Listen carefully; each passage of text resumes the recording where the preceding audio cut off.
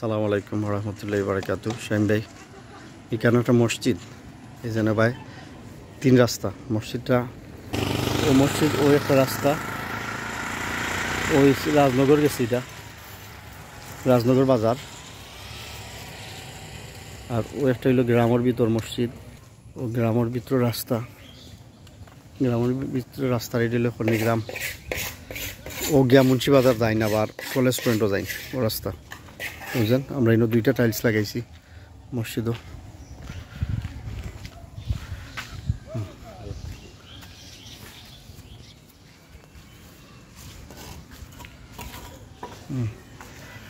ও মসজিদ,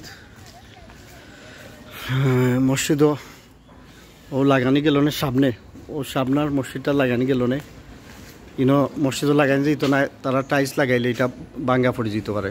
ওই লগিয়া ও আর একটা মসজিদের লগে এটা হইল অজুখানা সহ, মসজিদের অজুখানা ও তারা অন্য লাগাইছে। আর মসজিদেই ও দেখা যাইব।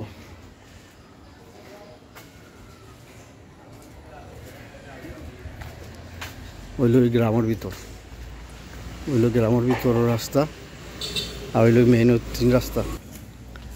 ওকে, আজ বক্করের মেয়ের বিয়া, এরপরও